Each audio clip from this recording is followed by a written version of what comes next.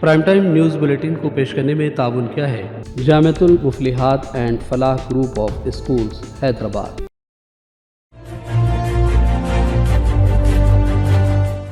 अस्सलाम वालेकुम नाज़रीन, सियासत टीवी के प्राइम टाइम में आप सबका तहदील से इस्तकबाल है। मैं हूँ फरजान अहमद। सबसे पहले पेश है प्राइम टाइम की हेडलाइंस। साबिक स्पीकर तेलंगाना असेंबली पोचाराम श्रीनिवास रेड्डी अपने फर्जंद भास्कर रेड्डी के साथ कांग्रेस पार्टी में शामिल हो गए। चीफ मिनिस्टर रेवंत रेड्डी से मुलाकात, बीआरएस को लगा जबरदस्त झटका।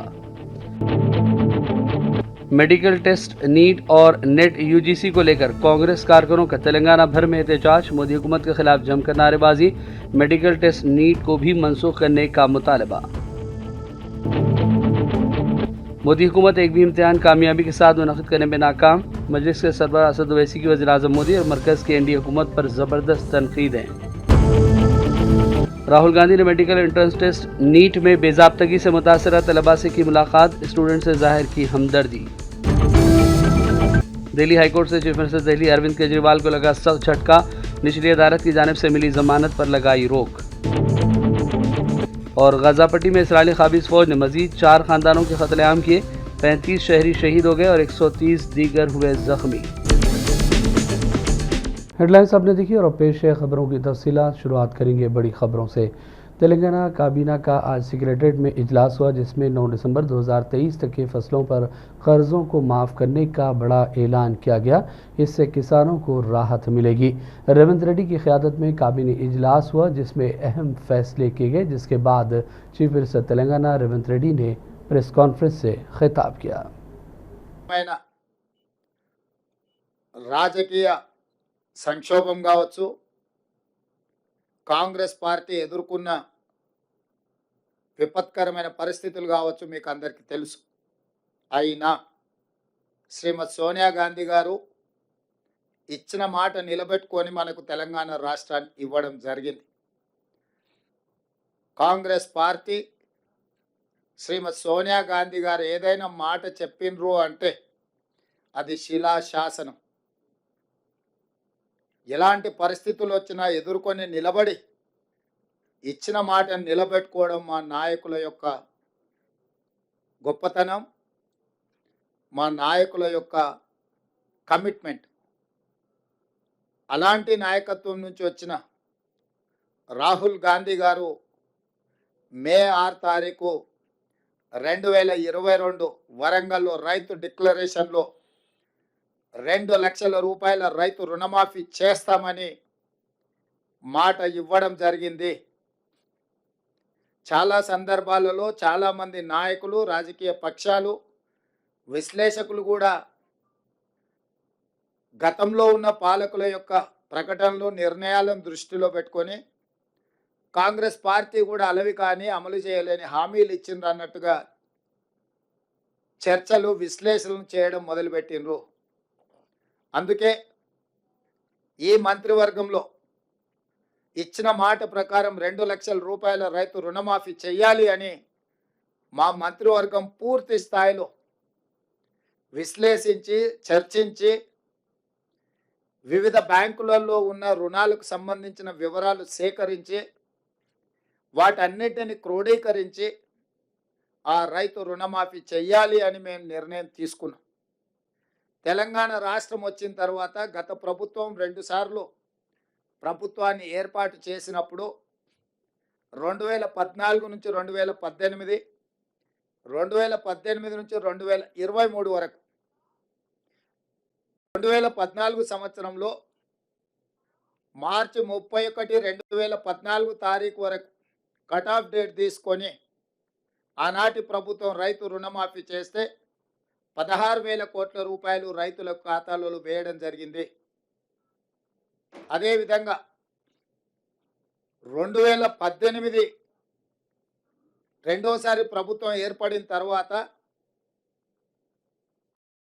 డిసెంబర్ 11, 2023 వరకు కట్ ఆఫ్ డేట్ తీసుకొని వాళ్ళు చేసిన రుణమాఫీ, రైతుల ఖాతాలో వేసిన నిధులు 12,000 కోట్ల రూపాయలు.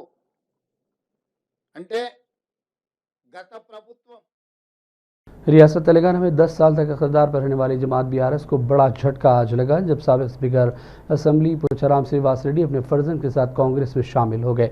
रेवंत रेड्डी ने खंडवा पहनाकर पोचाराम श्रीनिवास रेड्डी का कांग्रेस में इस्तकबाल किया। इस मौके पर रेवंत रेड्डी ने कहा कि किसानों की फलाह बहबूद के लिए साबिक़ स्पीकर असम्बली ने कई इक़दाम किए। किसानों की भलाई के लिए उनके मशवरे हासिल किए जाएंगे। ज़राई शोबे को मज़ीद मुस्तहकम करने के मकसद से पोचाराम श्रीनिवास रेड्डी को कांग्रेस में शामिल किया गया। रेवंत रेड्डी ने कहा कि पोचाराम से जब हुकूमत से ताउन की ख्वाहिश की गई तो उन्होंने इसके लिए हामी भर दी।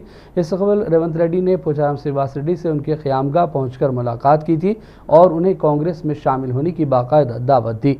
श्रीनिवास रेड्डी के साथ उनके फर्जंद भास्कर रेड्डी भी कांग्रेस में शामिल हो गए हैं।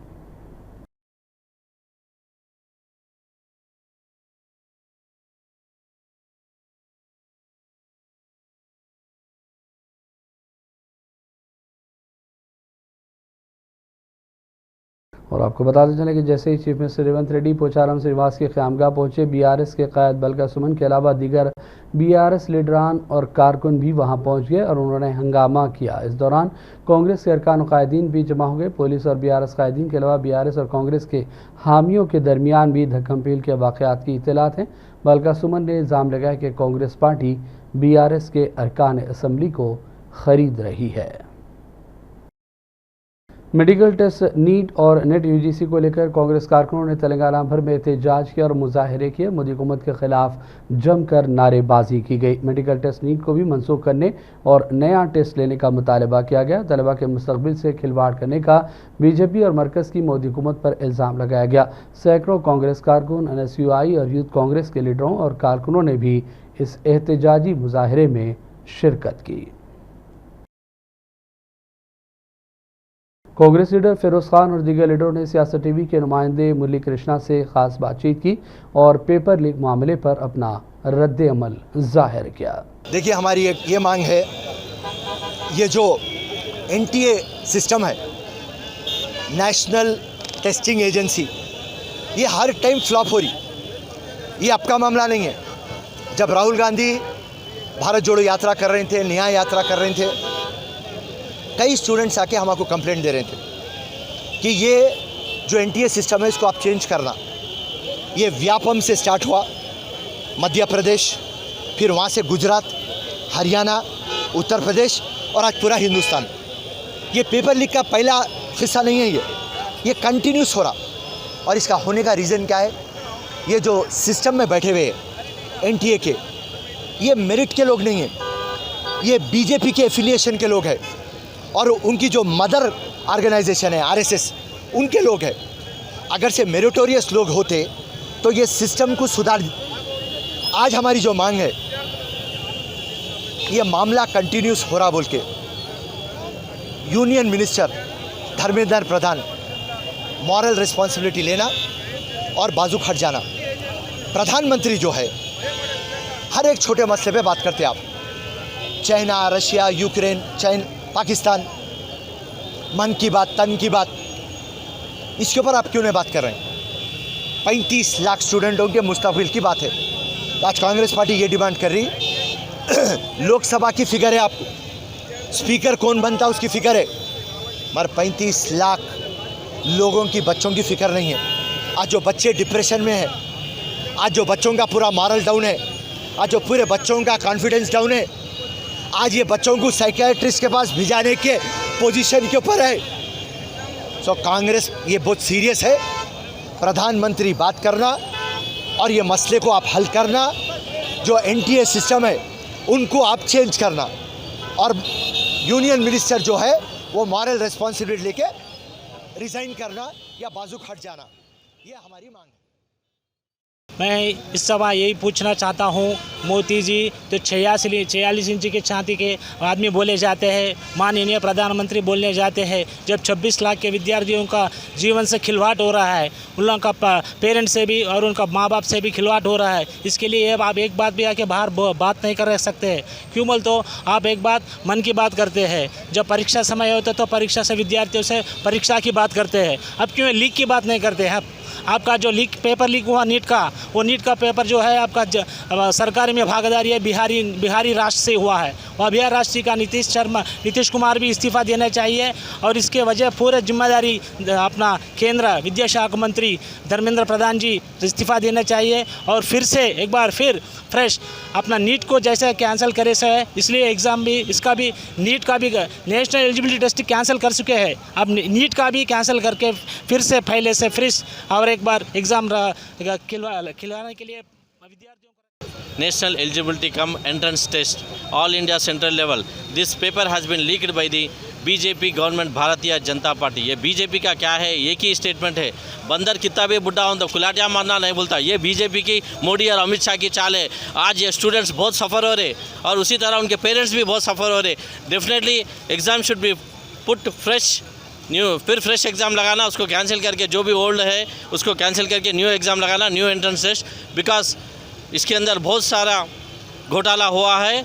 ज़रूर जो भी बिहार है, हरियाणा है, जो भी बीजेपी गवर्नमेंट है उसके अंदर ये घोटाला हुआ है, ज़रूर फ्रेश टेस्ट लगाए। ये हमारा कांग्रेस पार्टी की तरफ से हैदराबाद से हम लोग पूरा धरना किए at LB stadium Nampally Hyderabad.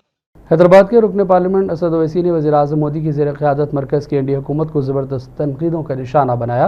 उन्होंने कहा कि हुकूमत एक भी इम्तिहान कामयाबी के साथ मुनक़िद करने में नाकाम साबित हुई। उन्होंने पूछा कि मुस्तक़बिल क़रीब में पेपर अफ़शा को रोकने के लिए कौन से इक़दाम किए जा रहे हैं। यूजीसी नेट इम्तिहान की मनसूखी के ऐलान के बाद असद ओवैसी का बयान सामने आया। बताया गया कि पेपर लीक के बाद यूजीसी नेट इम्तिहान को मनसूख किया गया।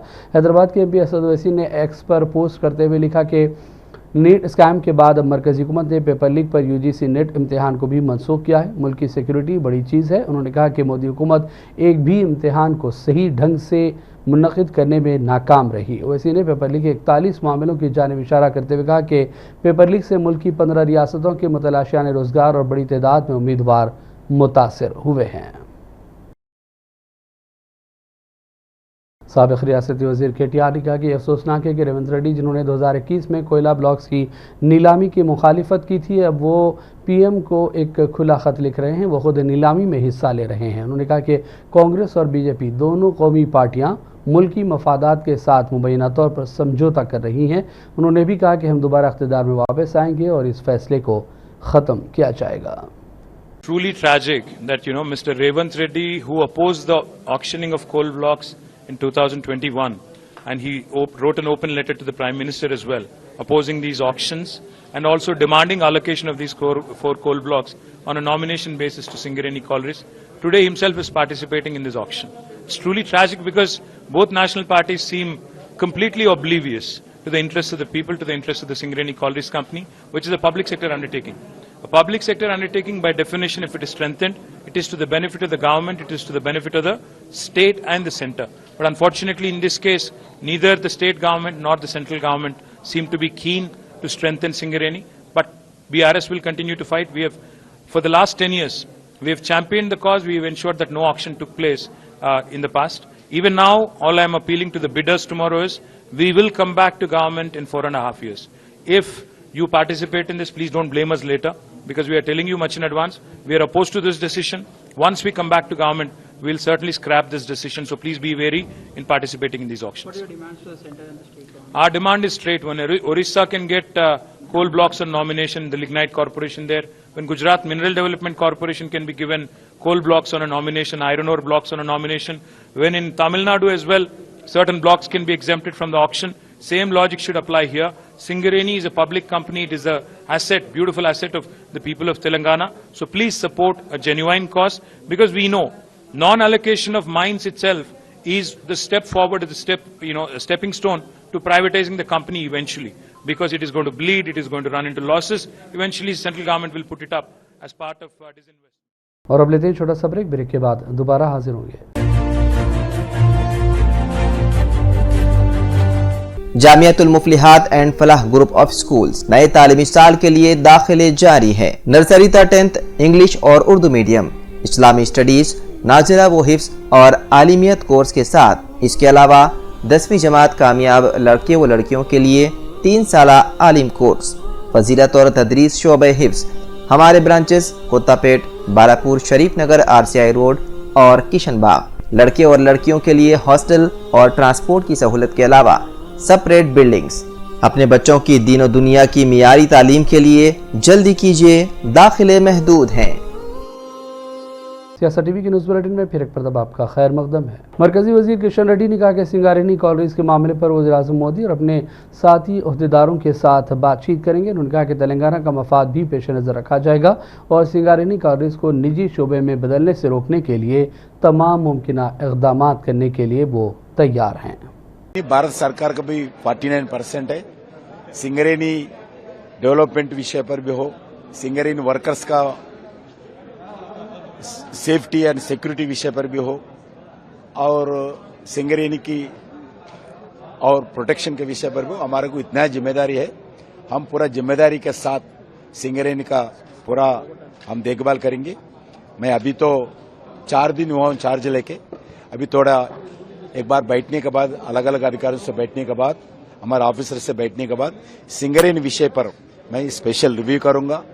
पूरे अधिकारियों से बात करूंगा, सिंगरेनी कॉलरीज के अधिकारियों से बात करूंगा, हमारा गवर्नमेंट अफेयर ऑफिसर से बात करूंगा, और आदरणीय प्रधानमंत्री से बात करने के बाद आदरणीय प्रधानमंत्री जी के मार्गदर्शन पर हम इस सिंगरेनी के लिए बोले। आदरणीय प्रधानमंत्री जब तेलंगाना रामगुंड में आए, कैटेगरिकली पब्लिक मीटिंग और प्राइम मिनिस्टर टोल्ड, प्रधानमंत्री जी बताए सिंगरेनी हम प्राइवेटाइजेशन नहीं करने वाले हैं। सिंगरेनी वैसे ही पब्लिक सेक्टर पीएसयू के जैसे रहेगा। हमारे भी 49% है, तेलंगाना सरकार का भी 59% है।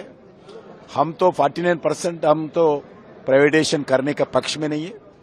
हम चाहते हैं तेलंगाना सरकार भी प्राइवेटाइजेशन के पक्ष में नहीं रहना चाहिए, नहीं करना चाहिए। हमारा भारत सरकार का यही इच्छा है। साबिक़ रियासती वज़ीर फ़ाइनांस हरीश राव ने इल्ज़ाम लगाया कि मरकज़ी हुकूमत और कांग्रेस की रियासती हुकूमत अपोजिशन के खिलाफ सरकारी एजेंसियों का इस्तेमाल कर रही है। उन्होंने BRS लीडर महिपाल रेड्डी के घर और दीगर मुकामात पर ED के छापों को लेकर अपना रद्द-ए-अमल जाहिर किया। నిన్న మా శాసనసభ్యులు గౌరవనీయులు మైపాల్ రెడ్డి గారి పైన ఈడీ దాడులు జరిగిన నేపథ్యంలో వారిని కలవడానికి, మాట్లాడడానికి రావడం జరిగింది। ముఖ్యంగా ఈరోజు దేశంలో అధికారంలో ఉన్న కేంద్ర ప్రభుత్వం, రాష్ట్రంలో అధికారంలో ఉన్న రాష్ట్ర ప్రభుత్వాలు ప్రతిపక్ష నాయకులను, ప్రతిపక్ష శాసనసభ్యులను టార్గెట్ గా చేసి వేధించే కార్యక్రమానికి పాల్పడతా ఉన్నారు। ఇప్పుడే మేము మహిపాల్ రెడ్డి గారితో మాట్లాడితే కనీసం ఇంట్లో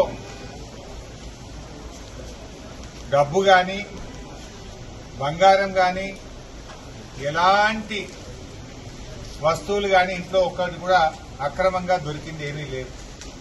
ఏది ఉన్నా ఐటీ రిటర్న్స్ తో బాజాప్తా అన్ని క్లియర్ గా స్పష్టంగా ఉన్నాయి తప్ప ఒక్క తప్పు కూడా లేదు। అయినా ఎందుకు దాడులు చేస్తున్నట్టు? కేవలం భయభ్రాంతులకు గురి చేయడం, లొంగ తీసుకునే ప్రయత్నం చేయడం।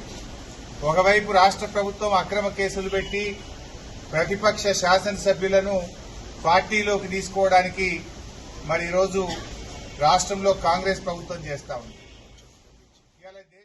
मजलिस बचाओ तहरीक के तर्जुमान अमजदुल्ला खान खालिद ने मीडिया के लिए बयान जारी किया। उन्होंने कहा कि मुहर्रम के इंतजाम के लिए तेलंगाना हुकूमत फौरी तौर पर इक़दाम करे। उन्होंने भी कहा कि कांग्रेस हुकूमत कई मामलात में लापरवाही बरत रही है। उन्होंने मुशीर हुकूमत तेलंगाना मोहम्मद अली शबीर पर भी तनकीदें की। दरअसल मसला ये है कि कुछ ही दिनों में, यानी मैं समझता हूँ 15 या 18 दिन बाकी है, माह मुहर्रम का महीना शुरू होने वाला है और 6 जुलाई या 7 जुलाई के दिन पहली मुहर्रम आने वाली है। तो अभी तक जो है हुकूमत तेलंगाना की तरफ से कोई इक़दाम नहीं किए गए हैं कि मुहर्रम के ताल्लुक़ से। मैं आपको एक बात याद दिलाना चाहता हूं कि 2014 में तेलंगाना बनने के बाद से, जब BRS की हुकूमत थी, KCR चीफ मिनिस्टर थे, Mahmood Ali deputy chief minister थे, तो ये 2014 से माह मुहर्रम के इंतजामात में एक तो काम बहुत लेट हो रहा है, यानी मुहर्रम ख़त्म हो जा रहा लेकिन काम शुरू नहीं हो रहा, और जो काम बजट जो सैंक्शन हो रहा वो किधर जा रहा नहीं मालूम, और ख़ाली अखबारी बयानात हो रहे हैं। एक जो ट्रेडिशन था कि बाज़ाफ्ता चीफ मिनिस्टर के इजलास में या जुबली हॉल में या चीफ मिनिस्टर के ऑफिस में all head of the departments, यानी water works, electricity, Baldia, revenue, ये तमाम की एक मीटिंग होती थी और शिया तंजीमों की जानिब से उलमा मशाइखीन की जानिब से, सियासी गैर सियासी जमातों की जानिब से और सिटी के एमएलएस एमपीस जो मुस्लिम एमएलएस एमपीस है उनसे तजावीज़ लेकर हुकूमत जो है बड़े पैमाने पे काम करती थी। लेकिन जब से 2014 आया ये सिलसिला बंद हो गया। 12 हम बोलते रहे, पिछले 9 साल में कभी भी माह मुहर्रम के इंतज़ामात में हमेशा से शिकायत रही। पूरे 9 दिन तक या तो पावर कट होते रहा, 9 दिन तक अंधेरा, लाइट बंद और जगह जगह कचरा। आप जब भी कोई आशूर खाने को जाते हैं, ख़ास तौर पर जो बीके अलावे को लोग जाते हैं, सारी दुनिया से लोग आते हैं बीके अलावे को, और ख़ास तौर पर यौम आशूरे के दिन जो है दुनिया से लोग आते हैं हैदराबाद का बीबी का आलम देखने के लिए।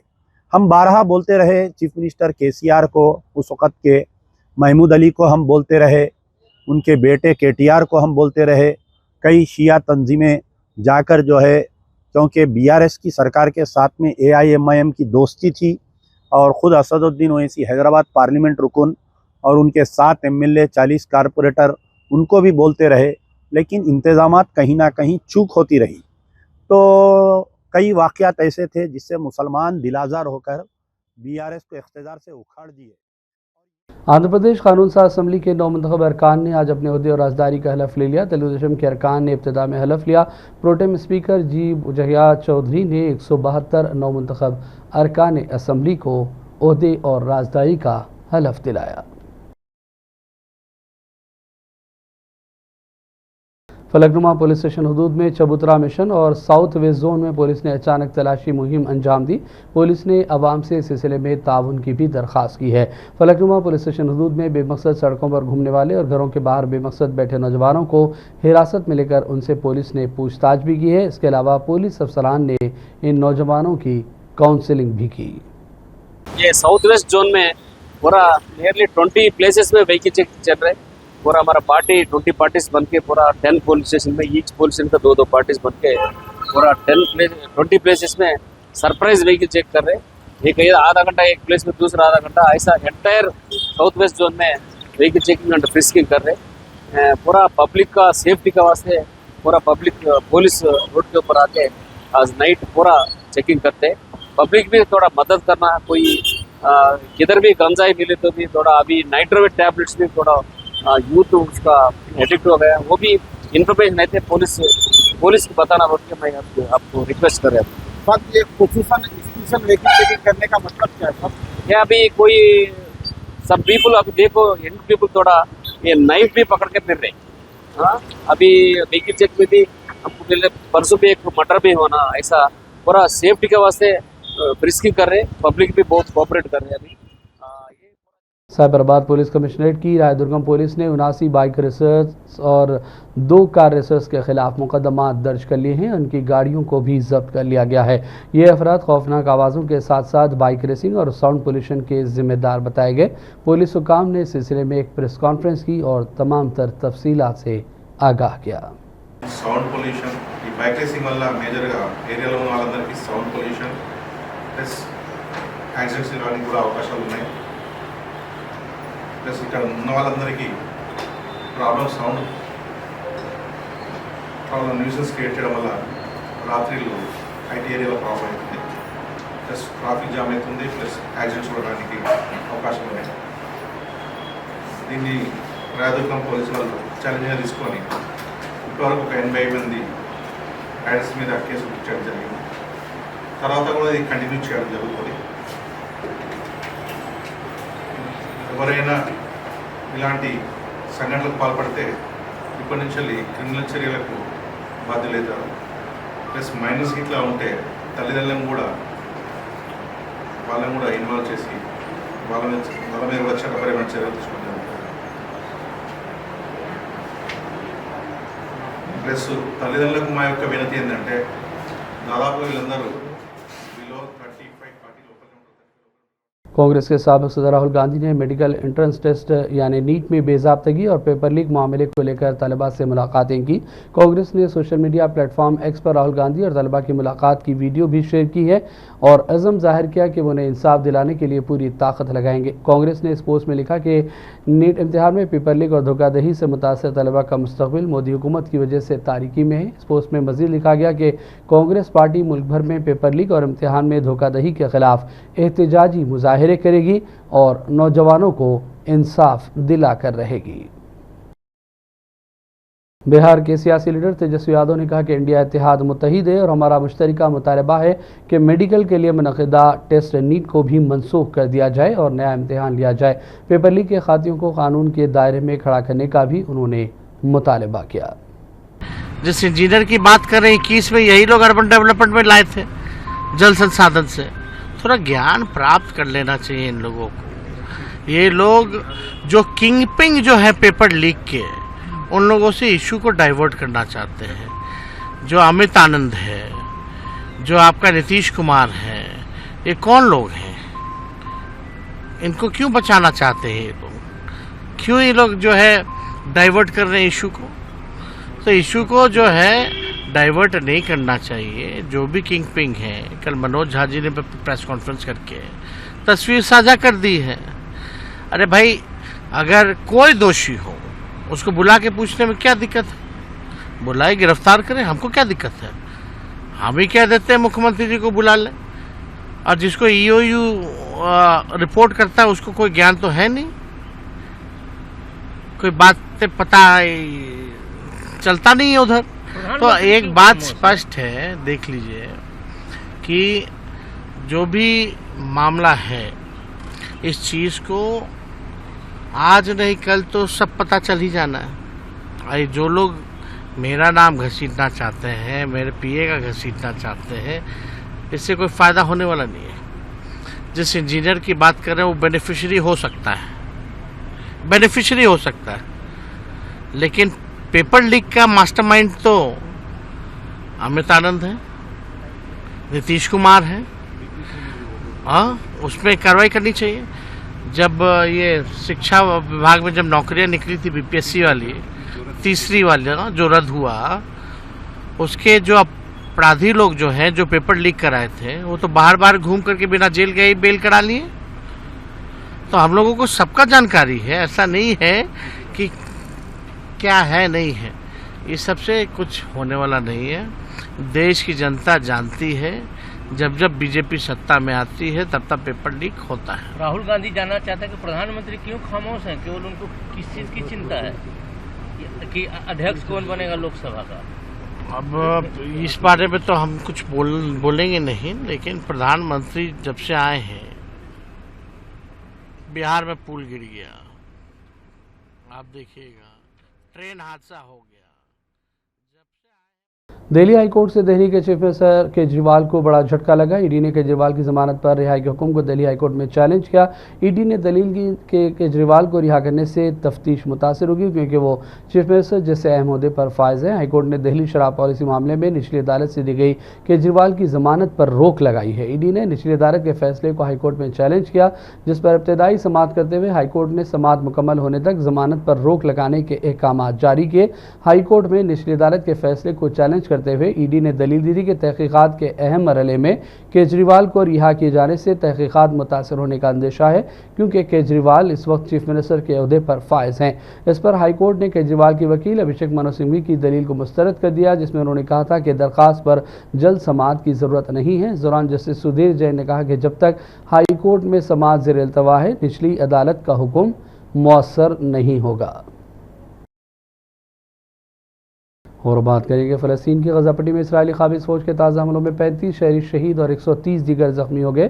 फ़लस्तीनी वज़ारत सेहत ने कहा कि इसराइली बमबारी में कई अफराद ज़ख्मी होने के बाद सड़कों पर पड़े देखे गए। इसराइली फ़ौज की रुकावटों की वजह से शहरी दिफा, इमदादी कारकुन और सेहत का अमला उन तक पहुँच नहीं सका। ख्याल है कि गुज़िश्ता 7 अक्टूबर से इसराइली काबिज फौज गजा पट्टी पर तबाहकुन जंग छड़े हुए, जिसकी वजह से 20 लाख अफराद अब तक बेघर हो चुके हैं। बुनियादी ढांचे का 70% से ज़्यादा तबाह हो चुका और गजा की सख्त नाकाबंदी और मुसलसल जंग के नतीजे में गुंजान आबाद इलाका कहत की लपेट में आ गया। 38,000 फ़लस्तीनी शहीद हो चुके हैं। अद्वियात, पानी और खुराक की किल्लत के बास बच्चों और दीगर शहरियों की अमवात की मुसलसल खबरें सामने आ रही हैं।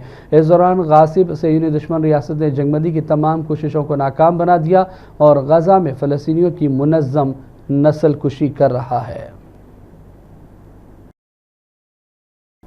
हज 2024 के अख्ताम के बाद हुज्जाज कराम की वापसी शुरू हो गई है। King Abdul Aziz International Airport Jeddah से अब तक 2.5 लाख हुज्जाज रवाना हो चुके हैं, जबकि आइंदा दिनों में मज़ीद हुज्जाज की रवानगी होगी और ये तादाद 10 लाख तक पहुँच जाएगी। इसके अलावा मदीना मुनव्वरा एयरपोर्ट से भी आज़मीन की रवानगी जारी है। हुकाम के मुताबिक एयरपोर्ट पर काउंटर्स 24 घंटे पूरी तरह काम कर रहे हैं और डिपार्टमेंट में काम करने वाले मर्दों ख़वातीन पूरी तंदही के साथ हुज्जाज की रवानगी के अमल को तेज़ और आसान बनाने में लगे हुए हैं। मदीना मुनव्वरा एयरपोर्ट पर महकमा पासपोर्ट के काउंटर के करीब हुज्जाज के लिए कुरान पाक का नुस्खा भी उनकी अपनी ज़बान में तर्जमे के साथ रखा गया, जो रवानगी के वक्त हर हाजी को फराहम किया जा रहा है। और अब आखिर में हेडलाइंस पर डालेंगे एक और नज़र। साबिक़ स्पीकर तेलंगाना असेंबली पोचाराम श्रीनिवास रेड्डी अपने फर्जंद भास्कर रेड्डी के साथ कांग्रेस पार्टी में शामिल हो गए। चीफ मिनिस्टर रेवंत रेड्डी से मुलाकात, बीआरएस को लगा जबरदस्त झटका। मेडिकल टेस्ट, नीट और नेट यूजीसी को लेकर कांग्रेस कारकुनों का तेलंगाना भर में एहतजाज, मोदी हुकूमत के खिलाफ जमकर नारेबाजी, मेडिकल टेस्ट नीट को भी मनसूख करने का मुतालबा। मोदी हुकूमत एक भी इम्तिहान कामयाबी के साथ मुनक़िद करने में नाकाम, मजलिस के सरबराह असद ओवैसी की वज़ीर-ए-आज़म मोदी और मरकज़ की एनडीए हुकूमत पर ज़बरदस्त तनकीदें। राहुल गांधी ने मेडिकल एंट्रेंस टेस्ट नीट में बेज़ाब्तगी से मुतासरा तलबा से की मुलाकात, स्टूडेंट से जाहिर की हमदर्दी। दिल्ली हाईकोर्ट से चीफ मिनिस्टर दिल्ली अरविंद केजरीवाल को लगा सख्त झटका, निचली अदालत की जानिब से मिली जमानत पर लगाई रोक। और गजा पट्टी में इसराइली काबिज फौज ने मजीद 4 खानदानों के कत्लेआम किए, 35 शहरी शहीद हो गए और 130 दीगर हुए जख्मी। प्राइम टाइम का सिलसिला फिलहाल यहीं ख़त्म करते हैं। मोहम्मद फरजान अहमद को पूरी टीम के साथ इजाज़त दें। देखते रहिए सियासत टीवी। अल्लाह हाफिज़। प्राइम टाइम न्यूज़ बुलेटिन को पेश करने में ताउन किया है Jamiatul Muflihat and Falah group of schools Hyderabad. Jamiatul Muflihat and Falah group of schools नए तालीमी साल के लिए दाखिले जारी है। नर्सरी था 10th इंग्लिश और उर्दू मीडियम, इस्लामी स्टडीज, नाज़िला व हिफ्ज़ और आलिमियत कोर्स के साथ इसके अलावा 10वीं जमात कामयाब लड़के व लड़कियों के लिए 3 साला आलिम कोर्स, फजीलत और तदरीस शोबे हिफ्ज़। हमारे ब्रांचेस कोत्तापेट, बालापुर, शरीफ नगर, RCI रोड और किशनबाग। लड़के और लड़कियों के लिए हॉस्टल और ट्रांसपोर्ट की सहूलत के अलावा सेपरेट बिल्डिंग्स। अपने बच्चों की दीन और दुनिया की मियारी तालीम के लिए जल्दी कीजिए, दाखिले महदूद हैं।